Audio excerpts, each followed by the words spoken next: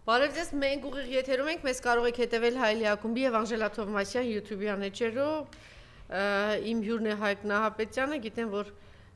շատ նկատելի էր պարոն Նահապետյանի բացակայությունը, զանգահարում էին, հարցնում էին, որովհետեւ տևական ժամանակ, արդեն 3 տարի չէ, պարոն Նահապետյան, մենք հստակ այսպես օր եւ ժամ կար եւ գիտեմ, որ մեր հետևորդներ ամեն երկուշաբթի սպասում էին Պարոն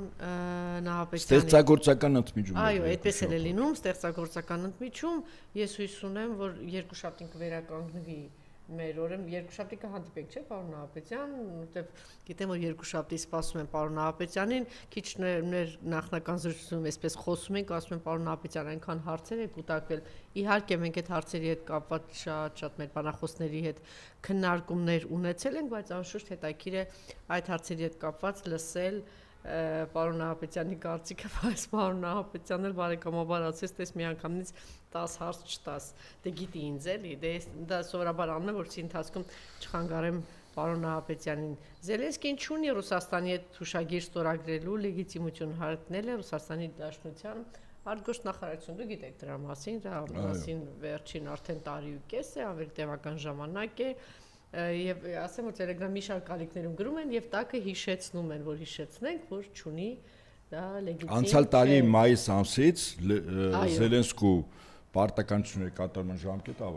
ավարտվել է եւ նոր ընտրություններ չեն կազմակերպվել։ ԱՄՆ սա մեջբերում եմ անում, որովհետեւ տեսնենք թե ինչ տրամադրություններ փոփոխություն կա Միացյալ Նահանգներում։ ԱՄՆ պետքարտուղարը հրաժարվել է Պուտինին պատերազմական հանցագործ անվանել ներկայացուցիչների պալատում լսումների ժամանակ։ Բաքվում հայտարարվել է այսպես կոչված Երևանի Ղազիաթի գործունեության վերսկսման մասին։ Ղազիաթը մուֆտիության տարածքային ստորաբաժանումն է, որը ղեկավարում է Ղազին Ղազիաթը համապատասխանում է քրիստոնեական եկեղեցիներու թեմին, խորհրդային տարիներին Ղազիաթները տարածված էին մուսուլմաններով բնակեցված շրջաններում։ Դուք գիտեք, որ արդեն իրենք սկսել են անձնագրեր բաժանել, իրենց համարելով արևմտյան Ադրբեջանի քաղաքացիներ, իսկ արևմտյան Ադրբեջանը, այո, մենք արևմտյան 15 րոպեից կլինի, պարոն Նահապետյան, մենք արևմտյան, ըստ իրենց, մենք հիմա ապրում ենք արևմտյան Ադրբեջանում, այսինքն իրենց պլանները շարունակում են, այսպես ասած, տարածել։ Շատ ուշագրավ էր սա, Զանգեզուրի միջանցք չի լինի Հայաստանում, Իրանի դեսպանն է ասել, սա հետաքրքիր էր այնքանով, գիտենք, որ երեք էս դրա մասին խոսեցի, իրենք շատ զգուշավոր են, դիվանագիտական շատ բան ունեն եւ սովորաբար նման տեղերում դիվանագիտորեն են անդրադառնում, բայց այստեղ որոշակի հստակություն եւ կատեգորիկ էր արտահայտված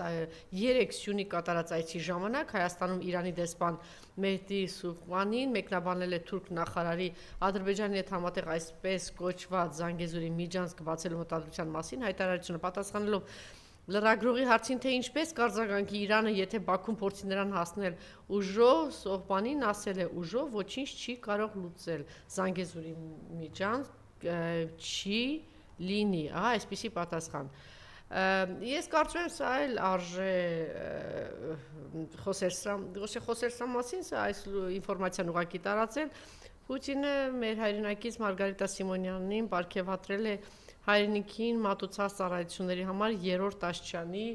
շքանշանով։ Մարգարիտան հիշում եք մի քանի անգամ մեզ զգուշացրել է, թե մեզ ինչ է սպասում եւ այդպես էլ եղավ։ Ես տարիներ առաջ ինքը ճանաչվել էր աշխարհի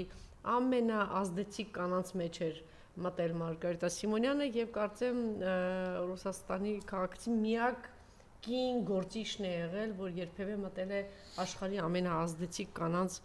ցուցակում։ Սա սենսացիա ասեմ, աննախադեպ ասեմ, բայց գիտեք, այստեղ ոչ մի արտառոց բան չկա, հիմա ինչ որ ներկայացնելու եմ, եթե մենք հետևենք եւ տեսնենք, թե ինչպես է գործում այսօրվա իշխանությունը եւ ինչ անդունդի մեջ է մեզ գցել, երեք ես վստահ եմ դուք եք ծանոթացեք երբ պարոն Նահապետյան, ուրեմն 3-ի առաջ օրը գիշեր աննախադեպ գողություն է արձանագրել քննչական կոմիտեում հափշտակվել է որպես իրեղեն ապացույց պահվող $590,000 հայտնել է Փաստինֆոն չհրկիզվող պահարանը, որտեղ պահվում էր գումարը եղել է 6-րդ հարկում չարագործը շենք է մուտք գործել քննիչի կեղծ անձնագրով օպերատիվ մարմինները կենտրոնացել են ուժերի գողացած եւ այլն սա իսկապես աննախադեպ բան է հիմա ասում են կասկածյալ կա երեկվա հայտարարությունը շատ հետաքրքիր էր որոշում է կայացվել Ռուսաստան իրեղեն ապացույց իրանք չունեն այդտեղ բայելու նախ արդեն խախտում եղել է իրեղեն ապացույցները այդ թվում նաև գումարը պահվում է Շատ լավ, մենք հիմա հերթով կգնանք, ես ուղղակի լրացուցի կարևոր բաներն եմ ներկայացնում, որոշում է կայացվել Ռուսաստանի եւ Ռուսաստանի Դաշնության եւ Ուկրաինայի սահմանի երկայնքով անվտանգության բուֆերային գոտի ստեղծել Ռուսաստանի Դաշնության զինված ուժերին այս պահին զբաղվում է այդ հարցով հայտարարել է Ռուսաստանի Դաշնության նախագահը։ Սա ինչի մասն է խոսում։ Իդեպ հանուն արդարության եւ ասեմ, երբ որ պատերազմը սկսեց, շատ կարճ ժամանակ հետո ինչ որ 2-3 շաբաթ էր անցել թե 1 ամիս Այն ինչ որ հիմա տեղի ունեմ, սա մասին ասել է Հրանտ Բագրատյան, ասես կստեղծվի այդպիսի գոտի, շատ հետաքրքիր, շատ լավ հիշում եմ դա, կամ կարող եք հետ գնալ եւ կտեսնեք, որ այդպիսի բան կա։ Կոռուպցիայի կանխարգելման հանձնաժողովը վարույթ է հարուցել Նիկոլ Փաշինյանի վարքագծի կանոնների արևուրդ խախտման վերաբերյալ,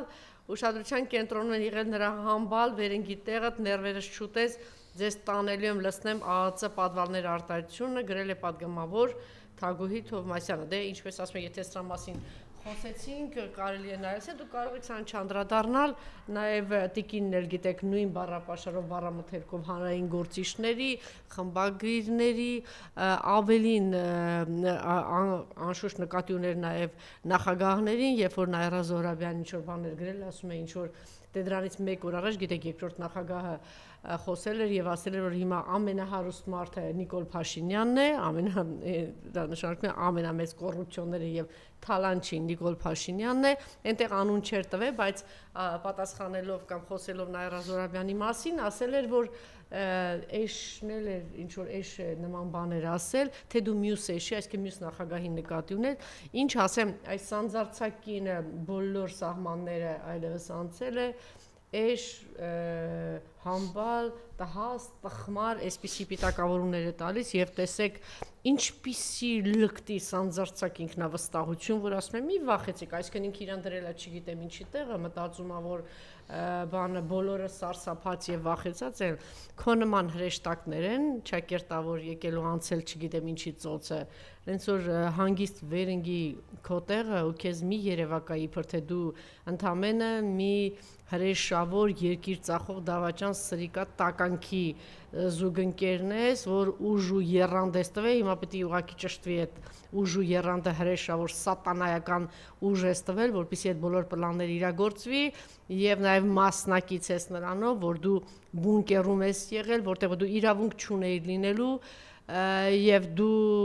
նշանակում է տիրապետելես ինչ-որ ինֆորմացիաների, չէ, դա է նշանակում, դու դրա համար դեռ պատասխան ես տալուս, էլ չեմ ասում քո մնացած որ վարքագծի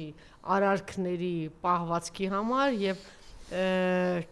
դժվար է պատկերացնել, որ Նիկոլը, որ իմիջիալս Նիկոլը խոստացել էր, չէ, որ բոլորից փողերը վերցնելու եմ, սիրելի հայրենակիցներ։ Ինքը իրականում այդ բոլոր գումարները վերցրել է, ժամանակը կգա, մամուլում 1000 մի հրապարակումներ են եղել։ Իշխանափոխությունից հետո դուք կտեսնեք, որ իրականում այդ միլիոններն ու միլիարդները վերցրել են եւ Հրանտ Բագրատյանը խոսեց դրա մասին եւ երկրորդ նախագահը եւ ոչ միայն 1000 ու մի չարաշահումների մասին, անիվի 100 միլիոնը չկա, համահայկականի այդ 100 միլիոնը, որ բյուջեին ոչ մի տողով չկա, մամուլում գրեցին, որ Սաշիկ Սարգսյանից 30 միլիոն է վերցրել, դա էլ բյուջեին ոչ մի տողով չկա։ Իրականում, պարոն Նահապետյան, ինքը վերցրել է, ուղղակի իրան է պահել, չի տվել ուրիշին։ Ամբողջ խնդիրը սա է եւ այս ամենով հանդերձ տիկին Ուրեմն քո ուղեղն է փթած, ոտքից գլուխ ես դու փթած ու չհամարցակվես այդպես խոսել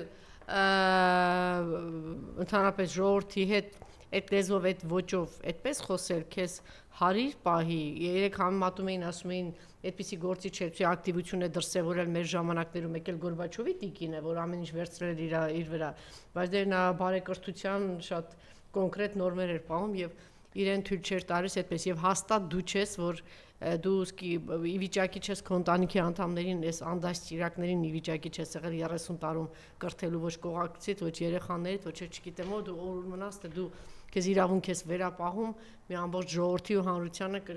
կրթելու, այնպես որ վերինգի տեղը հանգստացի ու քեզ մի երևակայ թե դու չգիտեմ ով ես։ Իսկ թե ով ես, մի հոգի չի, 100 հոգի չի, 1000 հոգի ասել են թե դու ով ես, նենց որ հանգստացի վերինգի տեղդ, կամ կարող ես չանհանգստանալ վեր չընկնես քո տեղը, որտեղ կգա ժամանակը, որ քեզ շատ գեղեցիկ քո համապատասխան տեղը ցույց կտան։ Լավրովն էլ այստեղ էր պարոն Նահապետյան, չգիտեմ որտեղից, այդտեղից սկսենք, թե Ուկրաինա, Ռուսաստան, սրանից որ թեմաներ ես ավելի հոգեհարազատ որտեղից։ Ես կարծում եմ ինչ որ մեր երկրի համար այսօր կարևոր է։ Խնդրեմ։ Ռուսաստանի արտաքին գերատեսչության ղեկավարի այցը։ Անհիշելի ժամանակներից Սերգեյ Լավրովը Հայաստան չէր եկել։ Եվ առաջին հայացքից թվում է, թե այդ այցելությունը պետք է գործնականում իր գոլեգայի հետ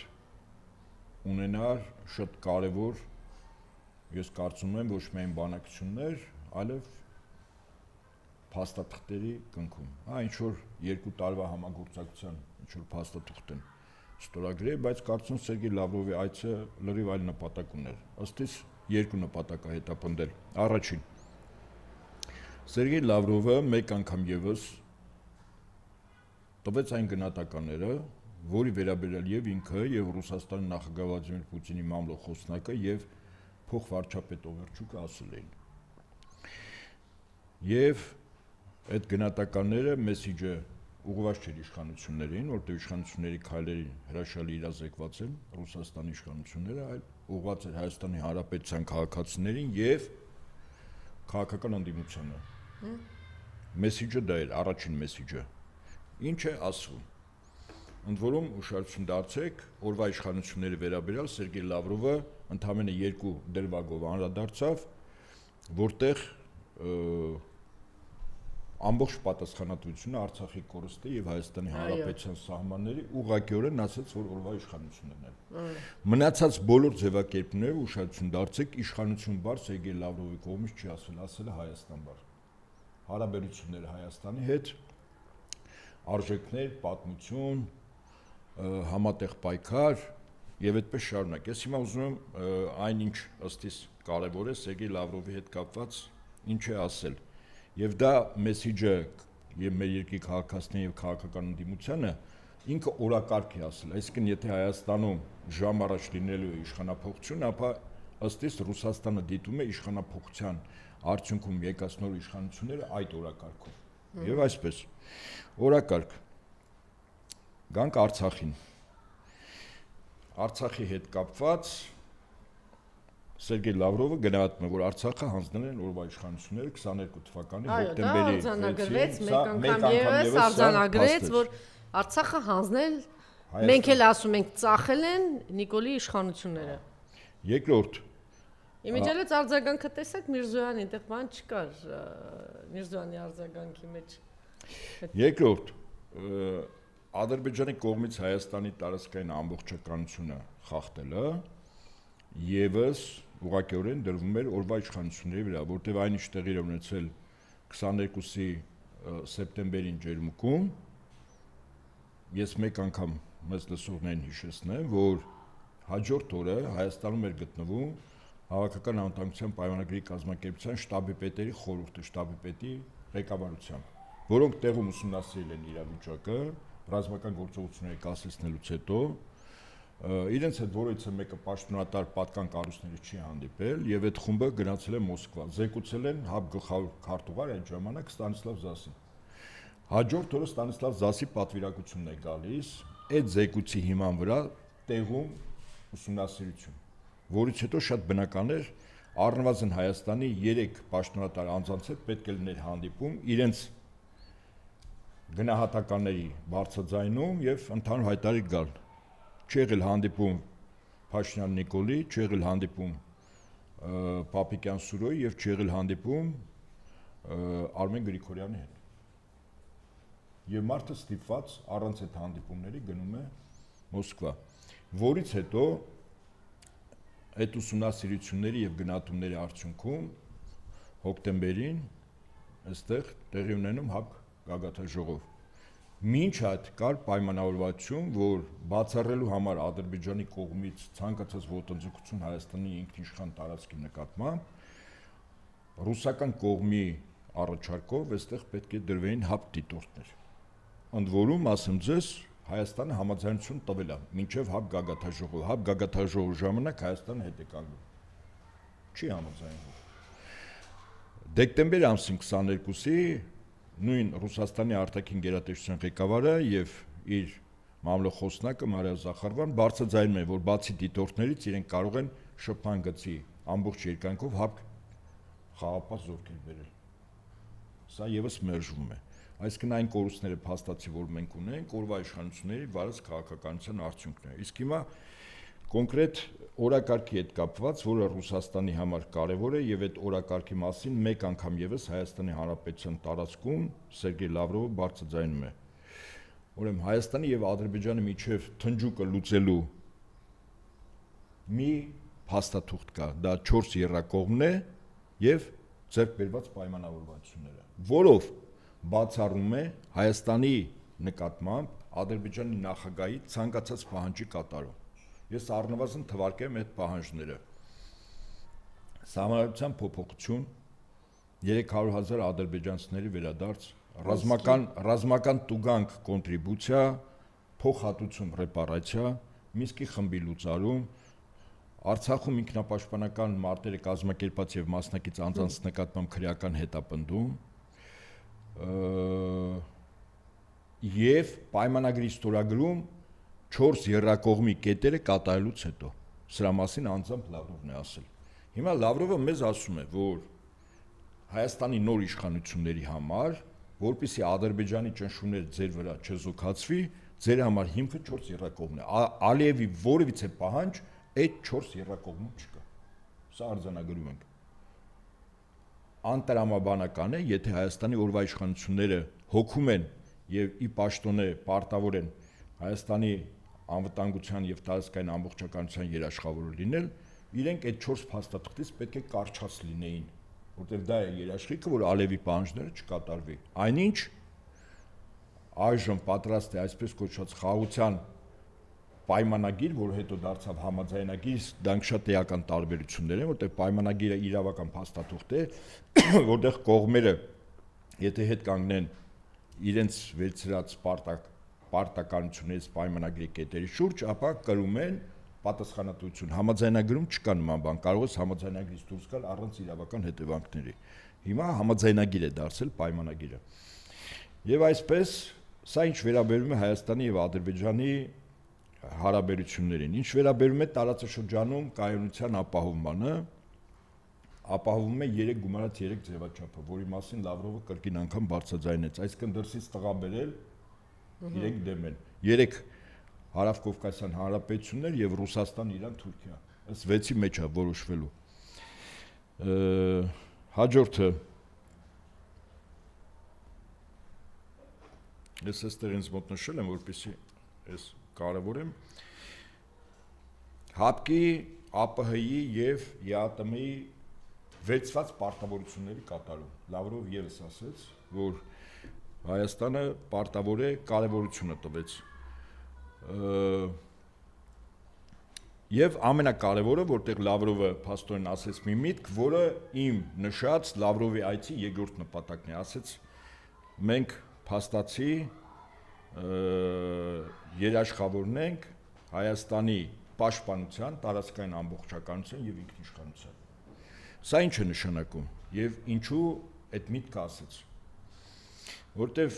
երբ Սերգեյ Լավրովը եկավ եւ ծաղկեպսակ պատվիրակությունը դրեց Մայր Հայաստան հուշահամալիրում, հաղթանակ զբոսայգում, ամբողջ այդ եթերը եւ ռուսաստանյան լրատվամիջոցների լրագրողները լուսաբանում էին Արարատի ֆոնի վրա։ Սա պատահական չէր։ Սա մեսիջ էր ուղղված Թուրքիային առաջնորդին եւ Ադրբեջանին, առաջնորդին Թուրքիային։ Ինչու՞։ Որովհետեւ Թուրքիան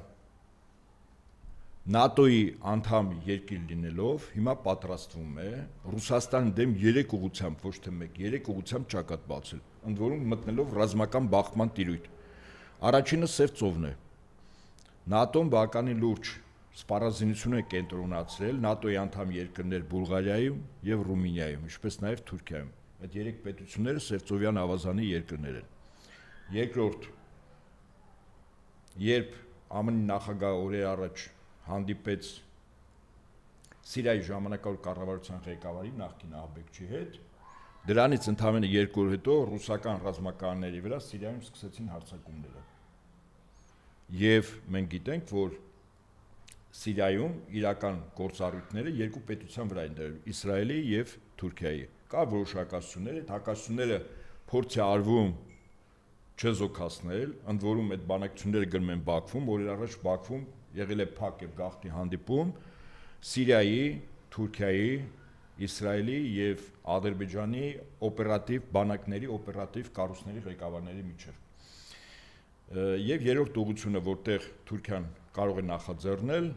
ռազմական գործողությունները Ռուսաստանի ուղղությամբ, դա հարավային Կովկասն է, այսինքն մեր տարածաշրջան, եւ որի վերաբերյալ ԱՄՆ պետքարտուղար Մարկո Ռուբիոն երեք բարձրաձայնել էր, որ լարումները երկու պետությունների, Հայաստանի եւ Ադրբեջանի բավական մեծ են, այսինքն ռազմական բախման նախաշեմին են գտնվում։ Ինչ ասեց հետո պարոն Լավրովը, այդ պաշտպանություն, ինքնիշխանություն, տարածքային ամբողջականությունը, սա մեսիջ էր Թուրքիային, որ այնուամենայնիվ այս տարածքները համարվում են մեր ազդեցության ռազմավարական տարածքներ, եւ իդեպ մի եւս այն պահին, երբ Լավրովը այս մտքերը բարձրաձայնում է Ռուսաստանում մի կոնֆերանսի ժամանակ, որտեղ ներկա էր նաեւ Ռուսաստանի Դաշնության նախագահի խորհրդական Անտոն Կոբյակովը, կարելի ասել քարոզչական դաշտում սենսացիոն միտք բարձրաձայնեց, ասելով, որ Խորհրդային Միությունը որպես իրավական սուբյեկտ գոյություն ունի,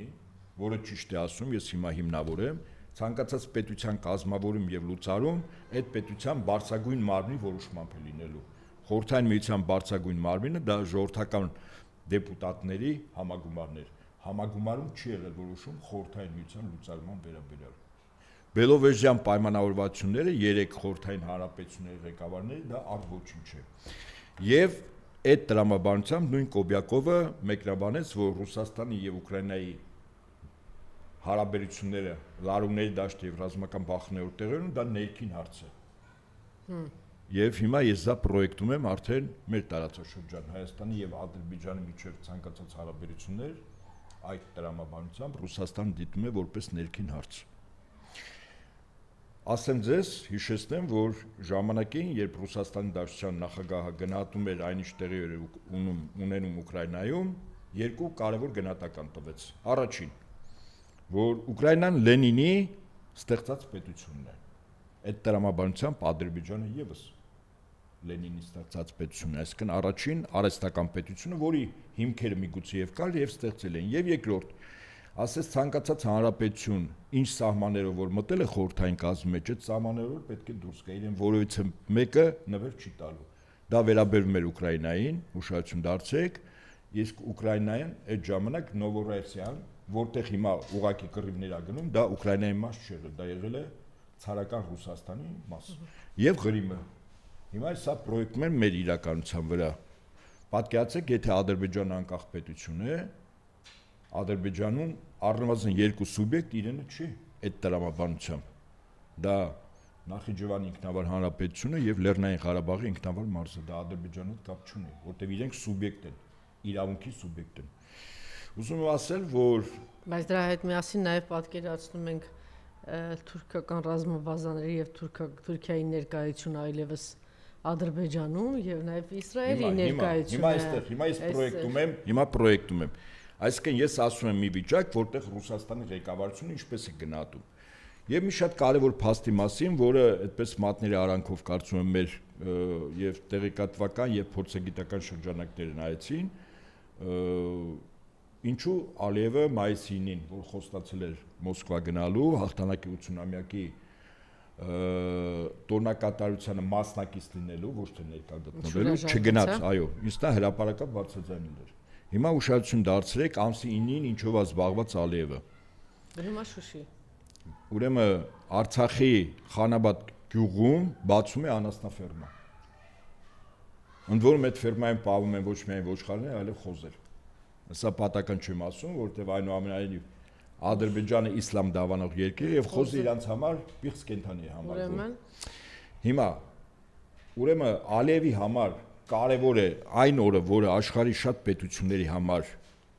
որպես հաղթանակի տոն է, իսկ ռուս ժողովրդի եւ Ռուսաստանում ապրող բոլոր ժողովուրդների համար կարելի ասել սրբադասված տոն է, այդ օրը Ալիևի գործնեությունը սահմանափակվում է անասնաֆերմայի բացման արարողությանը մասնակից լինելու։ Սա մեսիջ է Ռուսաստանի ղեկավարությանը, որ մոտ ապագայում Ռուսաստանի նկատմամբ Թուրքիայի առաջնորդությամբ սկսվող ռազմական գործողություններում Ադրբեջանը գտնվելու է թուրքական ճամբարում։ Այսա սա է նշանակում։ Այնպես որ մենք նաև ի գիտություն սա ընդունենք եւ Լավրովի այցը ես ուղղակիորեն կապում եմ Հայաստան գալու եւ Արարատի ֆոնի վրա եւ արարողությանը մասնակցելու եւ այդ արարողությունը Արարատի ֆոնի վրա լուսաբանելու։ Այսինքն ուղղակի մեսիջ էր, որ Հայաստանի Հանրապետությունը մնում է Ռուսաստանի Դաշնության դաշնակիցը կնքված պայմանագրերի տրամաբանության մեջ եւ Հայաստանը Ռուսաստանի համար ունի ռազմավարական նշանակություն։ Այնպես որ բոլոր նրանք, ովքեր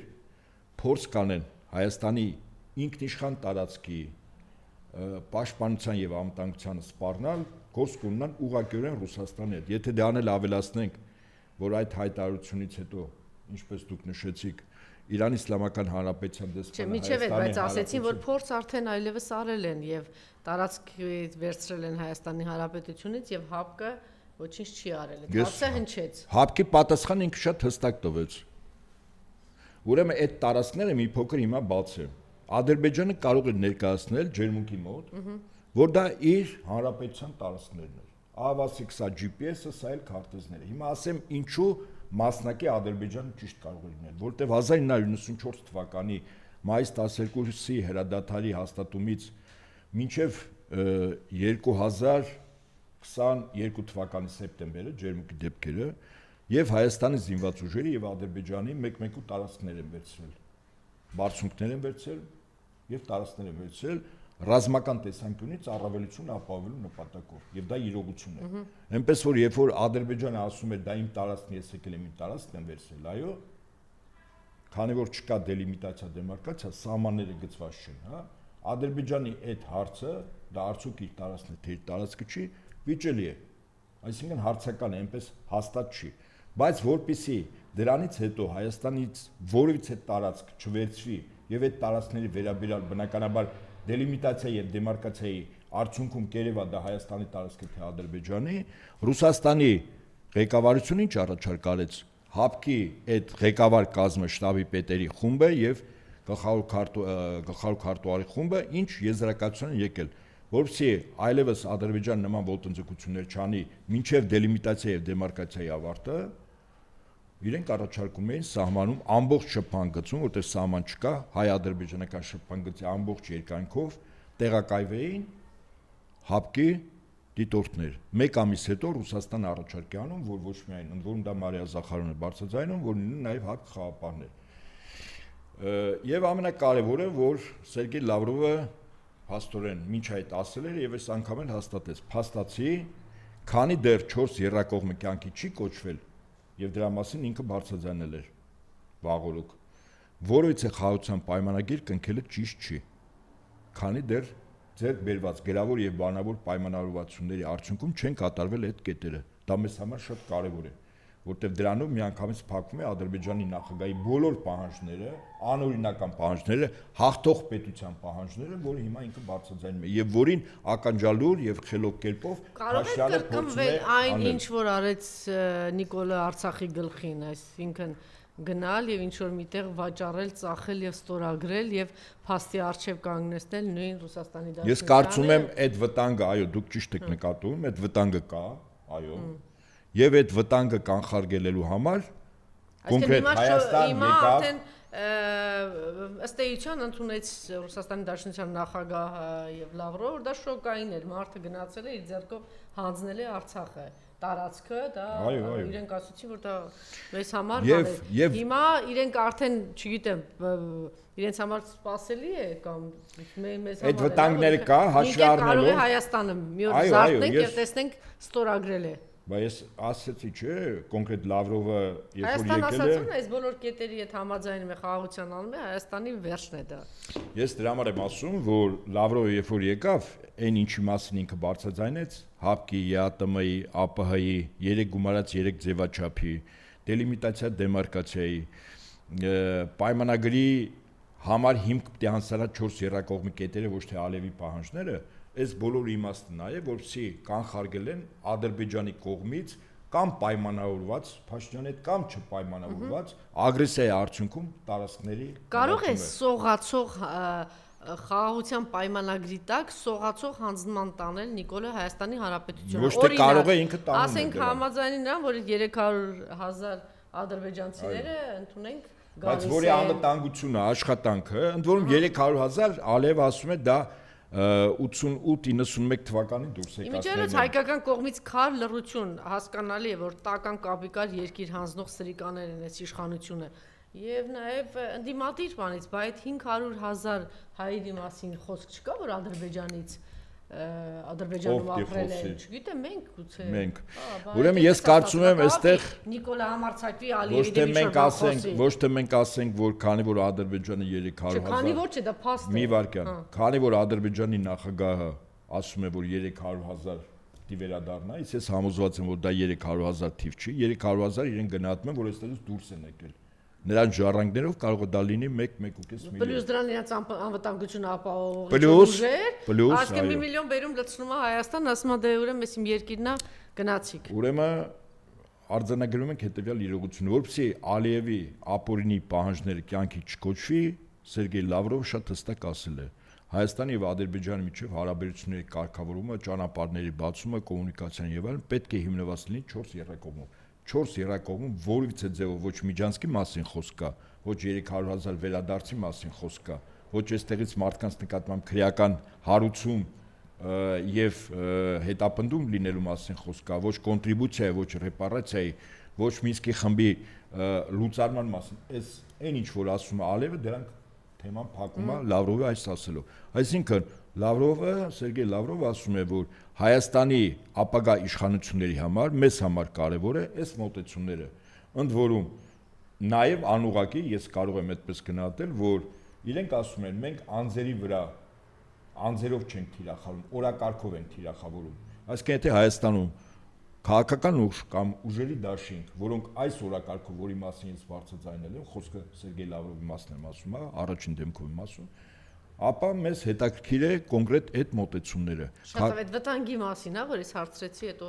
ձեր խոսքը բանալեցի, որ կա այդ վտանգը, կարող են ինչ կարող անել Նիկոլը։ Պայմանավորված պատերազմ, ինչպես 18 թվականին, այո։ Հյուսիսականորեն, եթե լինի, այո, 20 թվական, եթե լինի պայմանավորված պատերազմ, ես չեմ բացառում եւ Ալիևը 3 ամիս Պաշտպանության նախարարությունը Ադրբեջան երբ հայտարարում արդեն 3-րդ ամիսն է գալիս, որ հայկական կողմը հրադադարի ռեժիմ է խախտել, դե համար նաեւ քարոզչական հող է նախապատրաստում, որ վաղը ինքը ասի, տեսեք, փաստորեն հայկական կողմը ականջալուր չեղավ իմ զգուշացումներին, ես ստիպված կանխարգելիչ քայլ եմ անում եւ մտնում եմ որոշ տարածքներ ինձ համար անվտանգության գոտի եմ կամ բուֆերային գոտի եմ ստեղծում։ Եվ այդ առումով ես չեմ բացառում, որ այդ պայմանավորվածությամբ տարածքներ հանձնվի։ Ռուսաստանի արտաքին գերատեսչության ղեկավարը եւս մեկ անգամ եւ Ադրբեջանին եւ Թուրքիային այդ թեմայով ասաց։ Իդեպ, երբ որ Ադրբեջանի ուղղությամբ, գնացին Ադրբեջանը ասում, Ջերմուկի ուղղությամբ, Սյունիքի ուղղությամբ 22 թվականին, այն ժամանակ էլ ասում են պայմանավորված ինչ-որ բան կա եւ ամեն ինչ փորձում են անել, որ երկրորդ ճակատը բացել։ Չէ՞, նաեւ Ուրեմն, բայց ամեն դեպս այդպիսի կասկածներ կային։ Այո, բայց մի ճշմարտություն էլ պետք է ասել, որ 22 թվականին, երբ Ադրբեջանի զինված ուժերի հատուկ նշանակության ստորաբաժանումները Ջերմուկի մատուցներում էին, նրանք առաջխաղացում չունեցան։ Ես դրա մասին ասել եմ եւ հիմա կրկնում եմ, ինչպես է դա եղել։ 102 ռազմաբազան անձնակազմող տեխնիկայով ռազմական գործողությունների ժամանակ դուրս է եկել Հայաստանի արևելյան եւ հարավային սահմանների տեսարժան վայրերը դիտելու, մեկ էլ հանկարծակի հայտնվել է այդ տարածքներում։ Սա է, ընդ որում սրա վերաբերյալ շատ հպանցիկ ասել է Մարիա Զախարովна, որ այդ գործողությունները նաեւ Արցախից ինչ եկավ, չէ՞։ Դրա մասին չգիտեմ։ Ինչը նկատի ունեք։ Արցախից չկան այդ ջոկատները, նաև դրա մասին։ Ես ասում եմ, վստահաբար եմ ասում, Ադրբեջանը խնդիր ուներ մի կողմից ջերմուկից, ամենակարճ ճանապարհն է, մյուսը Նախիջևանից հարված հասնել, կտել միջպետական, հասնել միջպետական ճանապարհ եմ երկու, եւ դրանով Հայաստանի առնվազն 4 մարզ ուղղակի իրենց վերահսկողության ներկոլն են։ Դա օրակարգից դուրս չի եկել։ 2025 թվական նոյեմբերի 9-ը հեռու չէ։ Լրանում է 5 տարին։ Պետք է շտապել, եթե այո, ինչու։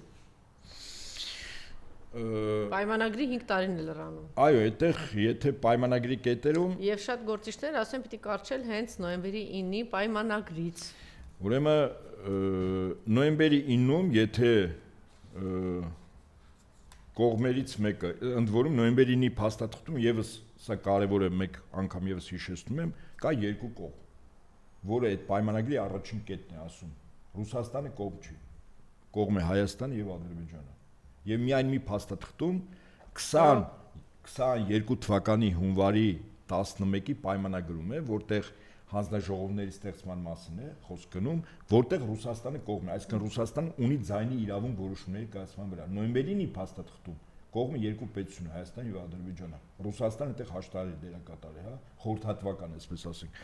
Բայց այնուամենայնիվ նոյեմբերի 9-ի փաստաթուղթը այն հիմնական փաստաթուղթն է, որտեղ Հայաստանի ցանկացած նորմալ իշխանություն պիտի կարճի, որտեղ դա կրկնում եմ, արգելում է, թույլ չի տալիս Ադրբեջանի նախագահի որույթ է անօրինական պահանջ Հայաստանի նկատմամբ։ Մնաց 5 ամիս ընդամենը։ Դա ժամանակը մեր դեմ է աշխատում, այո։ Եվ այդ առումով Հայաստանի քաղաքական ընդդիմությունը պետք է նաև հաշվի առնի, որտեղ քանի որ նոյեմբերի 9-ի փաստաթուղթը պահելու համար Հայաստանում առաջնորդին պետք է լինել իշխանափոխություն։ Արտահերտ ընտրությամբ կլինի, փողոցով կլինի, այլ գործիքակազմով կլինի, բայց դա պետքա փոխվի։ Հակառակ դեպքում նոյեմբերի 9-ի փաստաթուղթը սկզբունքորեն մեզ համար շահեկան կետերը այլևս իրավական ուժ չեն կարող ունենալ։ Սա իրականությունն է։ Շատ լավ, հիմա գանք հաջորդ հարցին, հա, Իրանի դեսպանի հայտարարությունները։ Միջանցքի հետ կապված։ Իրանը մեկ անգամ եւս հաստատում է, որ ինքը թույլ չի տա, որպեսզի Հայաստանից Ադրբեջանը տարածք օտարի, այդ տարածքների օտարումը կարող է 3 ուղղությամբ լինել։ Առաջինը Մեղրի ամբողջ Մեղրի սահմանում մի փոքր ճանապարհ վերցնել, որով Ադրբեջանը կապի Նախիջևանին։ Առանց բնակավայրերը վերցնելու, սա ինչպես ասում են, Ադրբեջանի համար ամենաանգլխացավանք տարբերակն է։ Բնակավայր չի վերցնում, ագրեսիա չի անում եւ այլն։ Երկրորդ ճանապարհը Գորիս Կապանով դեպի Սիսիան, Անգեղակոտ եւ Նախիջևան։ Երրորդ ճանապարհը ամենավտանգավորը մեզ համար ջերմուկով այն ինչ որ փորձվեց 22-ի սեպտեմբերին, իշխտումա դեպի Երազը։ Եվ 4 մարս Հայաստանի ուղղակիորեն մնում է Ադրբեջանի զինված ուժերի հսկողության ներքո։ Այնուամենայնիվ, գիտեք, ասենք Ռուսաստան մեզ դաշնակից, բայց այնուամենայնիվ այդ հողը մենք ենք պահելու, դա մեր հայրենիքն է։ Եվ այն ինչ որ այսօր կատարվում է Հայաստանում մեր բանակի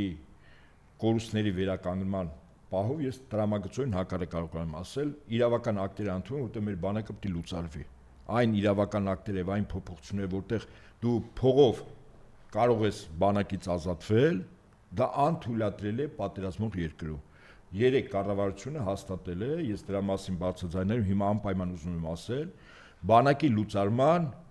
2 ճանապարհ կա։ Առաջին օրինակ 1920 թիվ դեկտեմբերի 2 Ալեքսանդրապոլի պայմանագիր Հայաստանը բանակ պիտի չունենա։ Մի քանի հրանոթ, մի քանի տասնյակ զինվոր եւ թուրքական բանակը այդ 10000 քառակուսի կիլոմետրում։ Կա լուծարման երկրորդ ձևը։ Ինքը երկար ճանապարհ է ժամանակի առումով, հա։ Այս ճանապարհ դու բերում ես մի վիճակի, որտեղ քո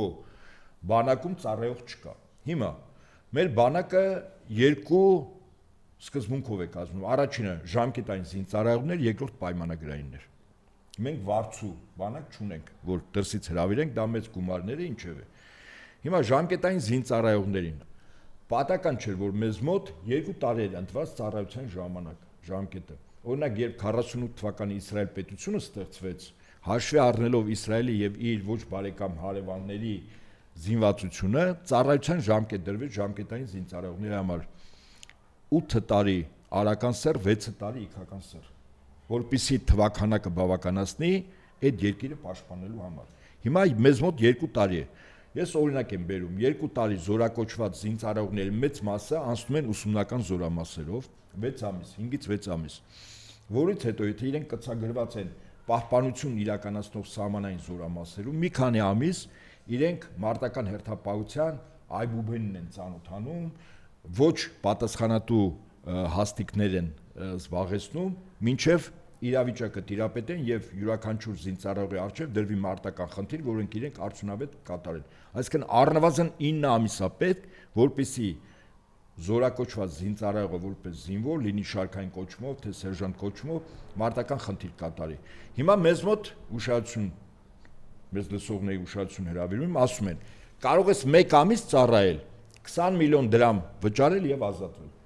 Այսինքն 1 ամիս զինվորի չպետք է անի։ Հաջորդը ասում են 4 ամիս կարող ես ծառայել։ Չէ, նա 20 չէր, 24 էր, եթե չեմ սխալվում։ 24։ Սա 18 միլիոն։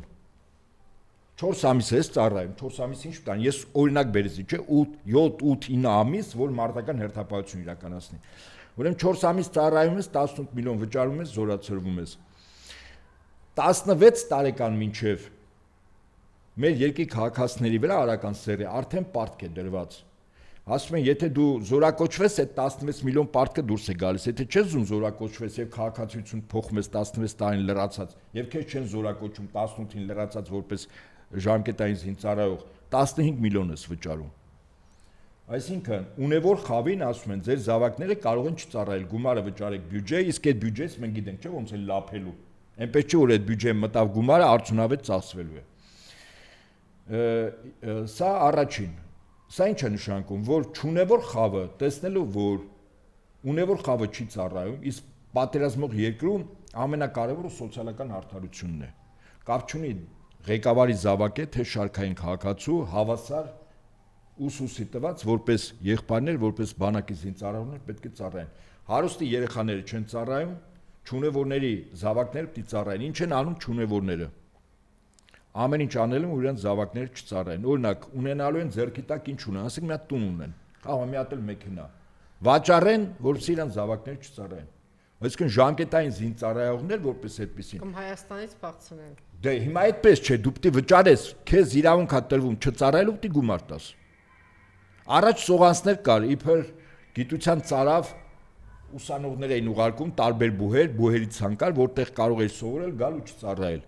Կամ ասենք հիվանդության տարբեր պատրվակներ, հիվանդությունների շեմն են նեղացրել։ Սա եւս նրա համար է, որ չունևորների զավակները եւս անպայման մտնեն բանակում ծառայեն։ Այսինքն գալիս է մի վիճակ, որտեղ չունևորը եւս պարտք է անում, տուն է վաճառում, որ իր զավակները չծառայի։ Ես ասում եմ բոլորդ վարչապետ է, հավասար։ Բարև ձեզ։ Սոցիալական ցանցերում ես մի տեսանյութ նայեցի, որ այդ իրավական ակտի օրենսդրական նախաձեռնության հեղինակը պատգամավոր Հայկ Սարգսյանը ասում է թե որ իրավունքը իդեպ ինքը չունի, դա ռազմական գաղտնիք է։ Ասում է 22-24 թվականին 8000 չգիտեմ քանի 100 ուրեմն զորակոչվող զինծառայող խուսափել են ծառայությունից եւ քաղաքացիությունից հրաժարվել դուրս են եկել։ Այսինքն ինքը իշխանություն կոչվածը ստեղծում է մի վիճակ, որով դու չես ուզում ծառայել, առավել դեպքեր, պատահարներ, սպանություն, ինքնասպանություն, ինքնախեղում, դժբախտ պատահարներ, այդ թիվը արդեն աստղերի է հասել, այնքան մեծ է։ Իրենց ներկայացրած թվերով դա քառապատկվել է եւ մենք է տեսնում ենք։ Եվ այդ նշանակում է, որ ծնողը երաշխավորված չի, որ իր զավակը կգնա նորմալ կծառայի եւ ողջ առողջ հետ կգա։ Այսինքն ծնողի համար երկու մոտիվացիա է մտնում զավակը չունևորի մասն է խոսքը, զավակը չծառայելու։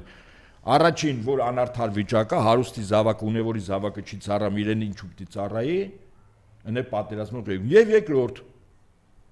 այն, ինչի մասին ես ասեցի, հիվանդությունների ցանկը նեղացել են, որպեսզի այն բացը, որ ունևորների զավակները չեն ծառայել, նրանց տեղը հիվանդներին տանեն ծառայեն, որը բնականաբար այդ հիվանդությունների ցանկը մարդկանց ցանկությամբ չի գրվել, մասնագետներ են նշել, չէ՞ որ հիվանդությունը չի։ Այս հարցերը երբ որ բարձրացվեցին, դրան զուգահեռ նաև իրենց ահռելի թալանի մասին վերջին 1 ամսվա ընթացքում եղան բազմաթիվ հրապարակումներ եւ բարձրաձայնումներ, մասնավորապես եւ ազգային ժողովում եւ մամուլում, իրենք զույգերից մեկը սկսեց հիստերիայի մեջ ընկնել ազգային ժողովում վիրավորել պատգամավորներին,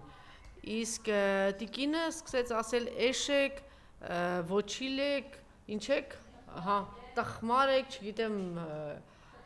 փաթած ուղեղներ բոլորդ ունեք, դրա համար ձեզ բոլորին պիտի կրթեմ։ Հենց որ խոսեցին արդեն իրենց թալանի մասին։ Խնդրեմ։ Ես ասեմ, այս վերջին օրերին տեղեկատվական ամբողջ լրահոսում հիմնականում գերիշխում են ձեր ասած անձի եւ իր հասցեին արձագանքները, անձի ասածները եւ արձագանքները։ Ես կարծում եմ դա կանխամտածված է արվել, դա պատահական չի։ Այսինքն այնուամենայնիվ Բայց դրան զուգահեռ նաև մերկացնում է իրենց խայտարակ թալանը։ Մի վարքան։ Ես չեմ կարծում, որ իրենք ուզում են իրենց թալանի մասին շատ խոսեն։ Անժելա, ուրեմն ես նորից եմ։ Ես իմ միտքը ասեմ, իմ կարծիքը։ Ուրեմն ես կարծում եմ դա պատահական չի արվում։ Ինչու՞։ Հիշեք, ինչին հաջորդեց վիրավորական արտահայտություններով այդ անձի կողմից հրապարակային մարդկանց վիրավորելը, պատասխաններ ստանալը եւ այդպես շարունակ առ այս պահը։ Դա հաջորդեց ուրեմն Տիրանայում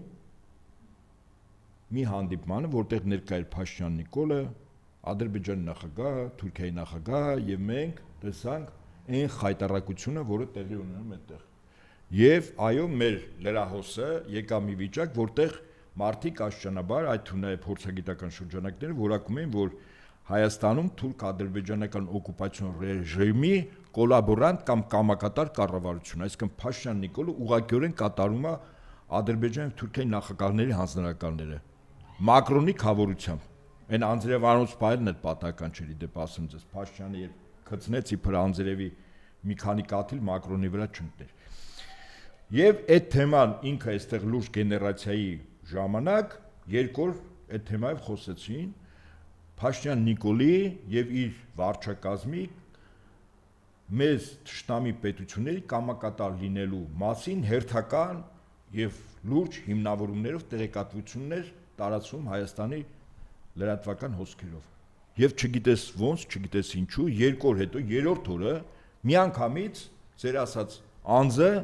մտավ վիրավորական արտահայտություններով։ Հաշվի առնելով, այստեղ կոռուպցիան իրենք պատրվակ են վերցնում։ Հաշվի առնելով, որ պատկերացրեք, որքան զոհվածների ծնողներ կան, որքան այս իշխանությունից դժգոհներ կան, որքան կանայք կան, որ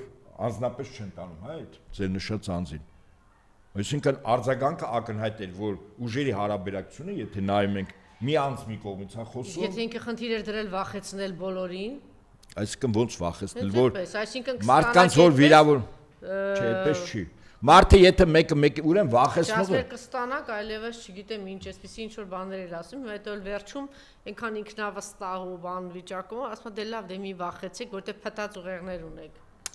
Ուրեմն վախես Մի մոռացեք, որ իրենք քարոզարշավ են սկսել, գուցե այս քարոզարշավի մի մաս է, կոնկրետ այս մարդիկ արդեն շրջաններով գնում են, այս զույգը գնում, քարոզարշավ է իրական։ Լավ, ես քարոզարշավը իր տեղ է, հասկանալի է։ Ես նորից եմ ասում, հուասելով չեմ վախենում։ Զոհվածների չէ, Արմեն Գրիգորյանին ինչ արեցին, չտարան սպանեցին։ Հիմա ես օրինակներ կա, չէ։ Լավ, այդ օրինակը կար, հիմա ինչու է նորից ասում։ Հա։ Այդ օրինակը վաղուց է եղել, հիմա ինչու է։ Ասма ես եմ, միջամարտակ կանք։ Ես իմ կարծիք ունեմ, դա հատուկ տեղեկատվական հոսք բաց թողնվեց, որպեսզի Փաշինյանի այն խայտարակությունը, որը Տիրանայում եղավ, Ալբանիայում, այդ հոսքերը տեղեկատվական հոսքը ամբողջովին փակվեց։ Այսինքն պիտի վիրավոր, ես դրա համար կեսկատակ կես լուրջ ասում, եթե խոսալու թեմա չունեք, 18 գումարածով վիդեոներ դրեք, մարդիկ առատուց երկուն դրա մասին կխոսեն։ Դուք եք կարող եք չխոսել 18+ ձեր անձնական կյանքից։ Դրա մասին չի խոսքը բացարձակ։ Այս մարդը պատահական մարդ չի։ Բոլորը գիտեն ինչ ահռելի ազդեցություն ունի նյութերի վրա, բոլորը գիտեն, որ որոշումները իր մոտով է անցնում։ Մամուլում հրապարակումներ կա, որ բոլոր նշանակումները, տեսեք ուժայինների նշանակումները այս տիկինն է անում։ Հետո։ Այսինքն պատահական չի այս տիկնոջ ոչ հայոյանքները, ոչ ակտիվությունը, ոչ մի բանը։ Դուք վախեցաք։ Չէ, ինձ մի չափ Մի վարքյան։ Ես համոզված ասեմ ոչ մի կինել, որը որ հստակ առանց թաքցնելու իր Facebook-յան էջով, իր դեմքով պատասխանա տվել խիստ,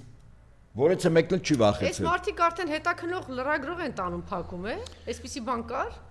Այդ հետաքրող լրագրողը այս թեմայի հետ կապ չուներ։ Աղեկյան Լիլիթ Աղեկյանի մասին։ Չէ, էլեմենտներ են, չէ, արդեն։ Դե ուրիշներն էլ են տանում։ Հա։ Անժելա, հիմա դուք ինչ եք ուզում ինձանից լսել։ Չէ, ուղղակի բանն եմ ասում, ես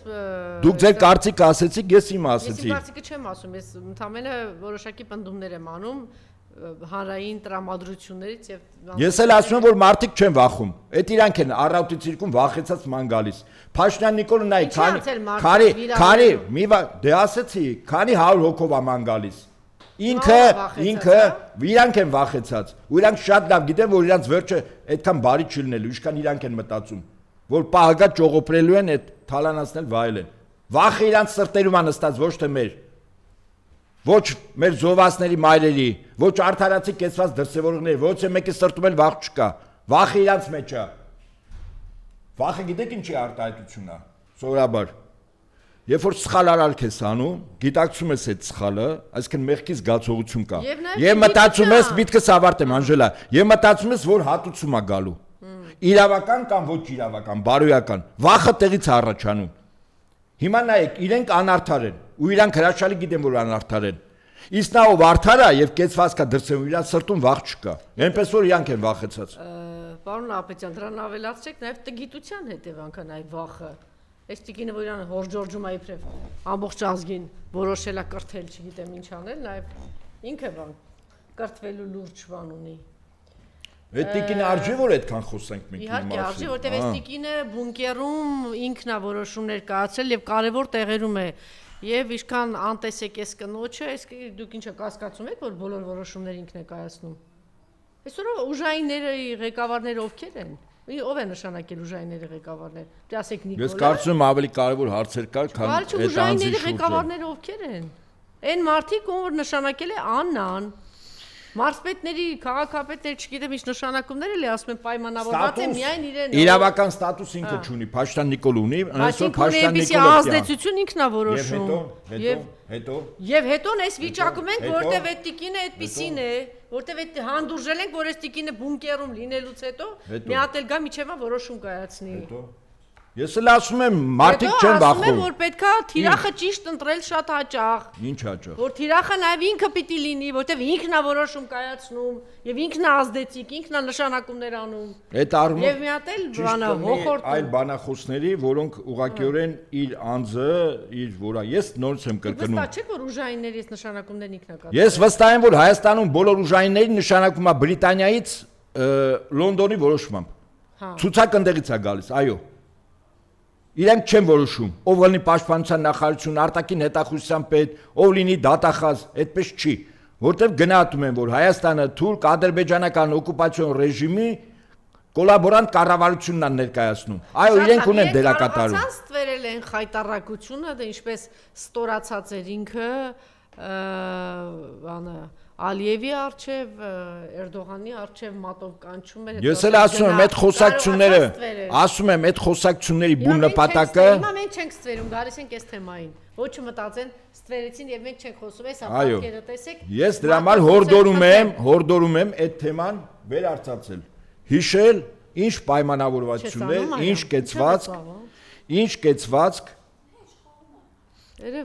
ինչ կեցվածք ուներ Փաշինյանը Տիրանայում։ Այդ թեման դարձնել այսօր այժմյական թեմա։ Դա է կարևոր թեման։ Որովհետև եւ Լավրովի ասածները եւ քաղաքական ընդդիմության կոնսոլիդացիան օրակարգի շուրջ, սրանք կարևոր թեմաներ են։ Այսինքն, գիտեք, իրենք իրենց գործն են անում, մենք էլ մերը պետք է անենք։ Որ իրանք վատ են անում, դրա մասին բարձրաձայնում ենք։ Ինչ էր խնդրում, ինչ որ բան խնդրեց, ինչ տեղի ունեցավ այստեղ եւ ինչ էր ակնկալում Էրդողանից Նիկոլը, ինչ էր խնդրում։ Ձայնագրությունները չկան, բայց միայն կեցվածքով հասկանալի է, որ Փաշինյանը կատարում է այս երկու մարդկանց հանձնարարական, առաջին հերթին Էրդողանի, երկրորդ Ալիևի։ Այդքան բան։ Դրա համար ես գնահատում եմ ինքը կոլաբորանտ կառավարության կամ կամակատար կառավարության ղեկավարը Հայաստանում։ Ղեկավարները սրանք են։ Ծափանները ասում են, որ ինքը ուղակի խնդրում էր Էրդողանին, որ համոզի եւ խնդրի կամ պահանջի Ալիևից ուղակի ժամանակ տալ Նիկոլին, չստիպել, միջև որ գնան ընդրությունների։ Ես խոսակցությունները չի եղել, ձայնագրության խոսակցություն չկա։ Չէ, ինչ կարող է խնդրել, օրինակ ինչ է ակնկալում Նիկոլը Էրդողանից ձեզ։ Ինչ է ակնկալում ինքը։ Իր սպասելիքներն ինչ են Էրդողանից։ Անկախ այս հանդիպումից ես գիտեմ Փաշինյանն ինչ ակնկալում։ Մնա իշխանության։ Ինչ գնով։ Ճնշումները Ադրբեջանի եւ Թուրքիայի կողմից լինեն համաչափ այնքանով, որքանով Հայաստանում լուրջ ընդվզում չլինի։ Եթե տեսականորեն պատկերացրեք, վաղը Փաշինյանը համաձայնում է 300,000, օրինակ, փախստական վերադարձի վերաբերյալ մի հատ իրավական ակտ կամ կառավարության որոշում ընդունում։ Տարբերակ B. Փաշինյանը իրավական ակտ կամ կառավարության որոշում ալնում, որ Հայաստանից պետք է արտահանձնի, ասենք, առնվազն 5 անձի։ Հանրապետության 3 նախագահներ եւ եւս 2-3 անձի։ 5-6 անձի պետք է հանձնի։ Եվ դա կառավարության որոշում է, ինչ է կարծում Հայաստանում ներքաղաքական ցնցում կարող է առաջանալ, այս կարծում կառաջանա։ Այ որպեսզի այդ պահանջները Ալիևի եւ Էրդողանի միանգամից չլինի, այդ թու նաեւ համարության փոփոխություն։ Հիմա գանք ավելի լուրջ, հա, թեմաների։ Ինքը խնդրում է հետեւյալը. նախ ժամանակ տալ, որ ընտրություններում հաջորդ հերթական ընտրություններում ինքը հաղթի։ Թույլ տվեք, նկարչությամբ ես հաղթեմ։ Եվ իմ նախընտրականում այո կլինեն կետեր, որով որ ենթադրենք ձեր պահանջների մի մասը այս կամ այն ձևով, թաքուն ձևով, ոչ բացայտ, իմ նախընտրականում կլինեն։ Հետո որը ես կյանքի կոչում, ինչ ժամանակ տվեք։ Սա է։ Այդ ընթացքում ես բռնաճնշումներ կիրականացնեմ ընդդիմության առաջնորդների նկատմամբ, լրագրողների նկատմամբ, հասարակական ակտիվիստների նկատմամբ, որպեսզի կարողանամ դյուրին կերպով վերարտադրվել, ինչ խնդրում եմ ժամանակ, այդքան բան։ Միջանցքի հարցներ կլուծվի, տարածքներ կտամ, փախստականներն կվերադառնան, կոնտրիբուցիա ռեպարացիա էլ կանենք, այս ամենը չկանենք, ես ձեզ խոստանում եմ։ Առանց այս հանդիպման ես ասում եմ, ինքը միջնորդավորված այդ սահմանային դելիմիտացիա, դեմարկացիա ձեր ուզած ձևով կարվի եւ այլն, բայց ես խնդրում եմ ժամանակ, որպեսզի Հայաստանում ցնցում չլինի, որտեվ եթե օրինակ երկու օրինակ բերեցի, եթե նման պահանջ դրվի, Հայաստանում իրոք ներքաղաքական լուրջ ցնցում ալնել։ Շատ լավ։ Եվ վերջին հարցը արևմտամետ այսպես ուժերը իդեմս Արման Բաբաջանյանի, տեսակ թե չգիտեմ ինչերը, ովքեր։ Մի քանի պիդարաստ գնացել են այնտեղ, հետո հիմա դրանց մասներ խոսենք։ Ետեք ուզում լսենք։ Հասան իրենց նպատակին։ Իհարկե ոչ։ Փող չեն ստանա։ Իրաց նպատակը եթե փող ստանալն է, կստանա։ Ես նկատ որտեվ ասի քաղաքական ուժեր եւ այլն, այնտեղ ոչ քաղաքականություն կա, ոչ ուժ կա։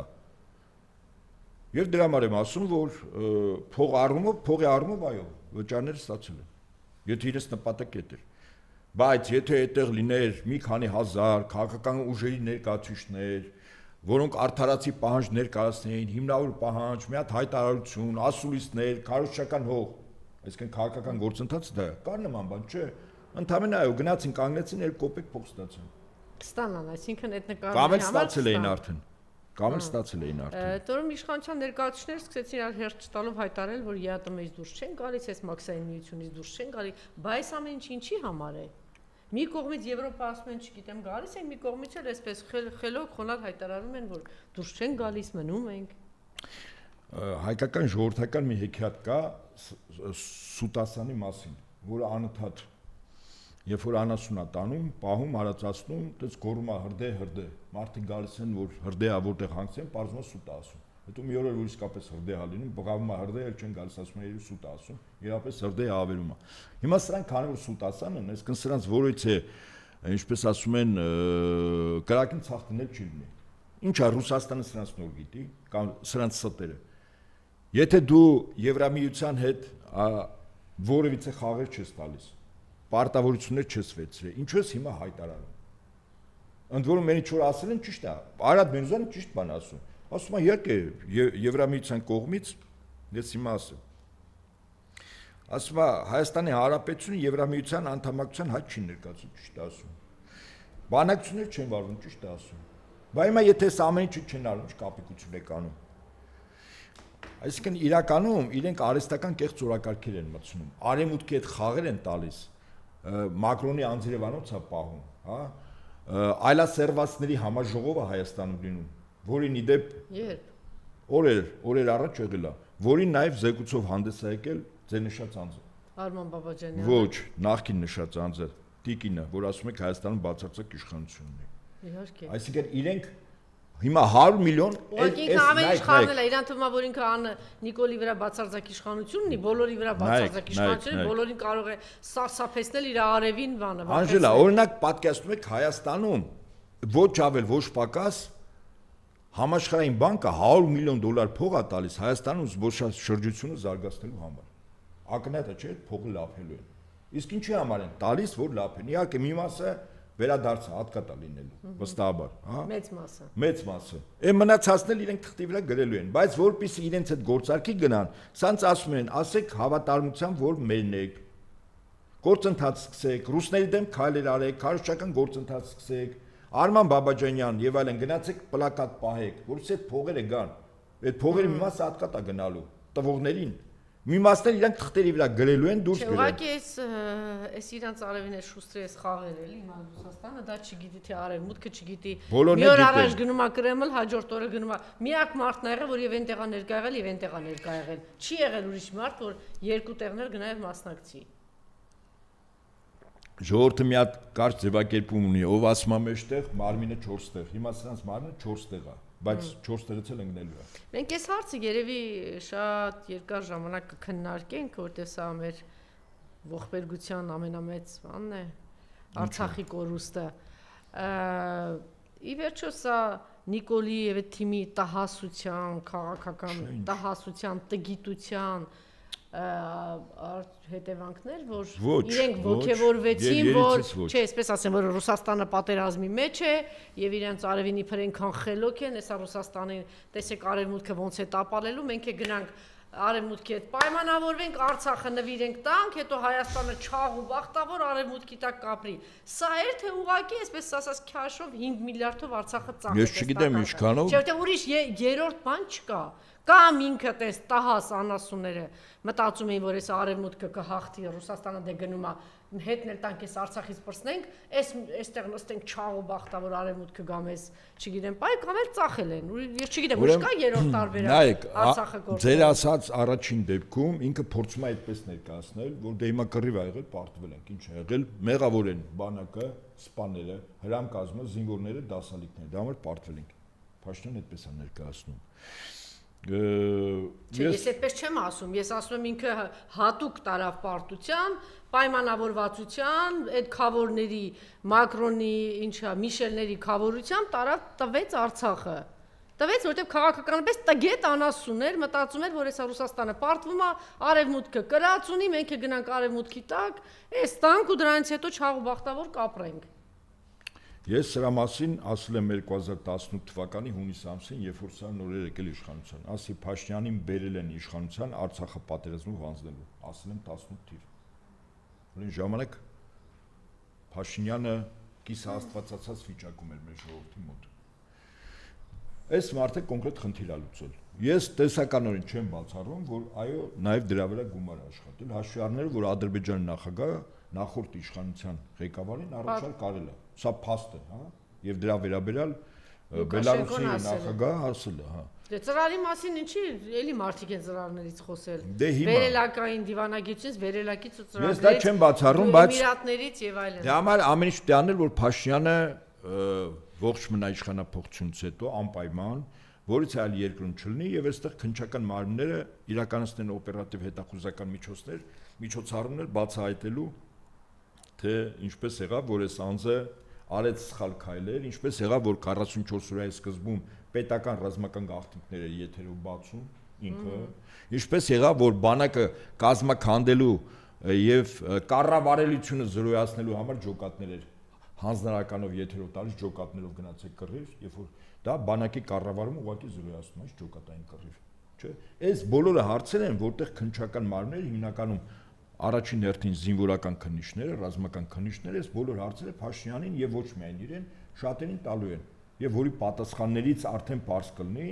թե որը որից հետո է։ Գործակալ էր, կանխամտածված էր, տգետ էր, գումար էր վերցրել, դավաճաներ, թշնամի էր, այս բոլորը քննչական մարմինները կտան։ Դա համար ամեն ինչ պետք է անել, որ Փաշինյանը մնա այստեղ, առողջ, փառող եւ քննչական մարմիններին բացատրություններ տա, եւ ոչ միայն ինքը, բոլորն անք, ովքեր որ ներգրաված են այս գործի մեջ։ Իսկ դրա համար նորից եմ կրկնում ժամ առաջ Փաշինյանը այստեղից այդ պաշտոնից դիհեռացվի, որի համար ես կարծում եմ մեր ժողովրդի տարբեր քաղաքական ուժերի հայտնի անհատների նախագահների պետք է լինի կոնսենսուս։ Բացառապես ինչ տարբերություններ, տարամբռնումներ կան, ժամանակին ինչ ջրեր են հոսել, որը այդքան էլ ցանկալի չի եղել մեկը մյուսի համար, այս բոլորը պետք է դրվի մի կողմ։ Ես խորապես համոզված եմ, եւ դա Հայաստանում որակապես եւ արագ իրավիճակ կարող է փոխել։ Եվ այն ինչ որ կատարվում է, ինձ համար անընդունելի է, ես հրապարակավասել եմ եւ այս տաղավարից եմ ասել նաև եւ հիմա կրկնում եմ։ Պետք է լինի կոնսենսուս, այս կոնսենսուսն է դառնալու այն երաշխիքը, որ Փաշինյանը ժամ առաջ իշխանությունը հանձնի նոր մարդկանց, նոր քաղաքական թիմի կամ Եվ ընդհանրապես ով կազմակերպված այսօր Նիկոլից բացի թիրախավորում է ընդդիմադիր մեկ այլ ուժի, ես չեմ ասում, այն բանդայի։ Նիկոլի գործն է անում։ Նա Նիկոլի գործն է անում։ Շատ ճիշտ է, ես համակարծիք եմ։ Էներգիան ուժը վատնելով դրա վրա, չգիտեմ, փող աշխատում, ինչ է անում, ինչով է զբաղված։ Եթե այդ ամեն ինչը անում է հարվածելով մյուսին, իրենք դուք սպասարկում եք ուղակի Նիկոլին։ Ուրիշ բացատրություն այստեղ չկա։ Այսօր վեր են գնել բանը, սկսել նրա դեմ, միայն ու միայն դա է։ Ինչ աչոկներ եք, միավորներ եք հավաքում, չգիտեմ ինչ եք անում, ինչ բացատրություն ուզում եք տվեք։ Դուք սպասարկում եք, գիտակցաբար են անում, չէ՞, պարոն Աբջան, անգիտակցաբար են անում։ Դա երկրորդական հարց է։ Դուք սպասարկում եք Նիկոլին։ Ես կարծում եմ, որ հասարակական լայն կոնսենսուս պետք է լինի բոլոր քաղաքական ուժերի, բոլոր անձերի, հայտնի, կշիռ ունեցող, փորձառություն ունեցող, պատերազմ հաղթած այդ բոլորի քաղաքական կոնսենսուսն է երաշխիքը, ինքը որպես գործիք։ Եթե դուք դա չեք անում, ուրեմն կամ դուք վախենում եք Նիկոլից, կամ էլ դուք Նիկոլի հետ պայմանավորվածություն ունեք, փոխանակ կոնկրետ երկիրը հանձնող դավաճան սրիկա տականքի դեմ պայքարեք, ուրիշ թիրախներ եք ձեզ համար ընտրում։ Ուրեմն կամ դուք ծախված եք, կամ դուք արդեն բանը Նիկոլի կողմից, ինչ ասեմ, գնված եք, կամ էլ դուք շատ տհասեք ու կեղտոտ բան է գործ եք անում, այսքան բան։ Այսքանը։ Մենք ուղի եթերում էինք, Անժելա։ Այո։ Հետաքրքիր է, որ ես այդպես ոչ։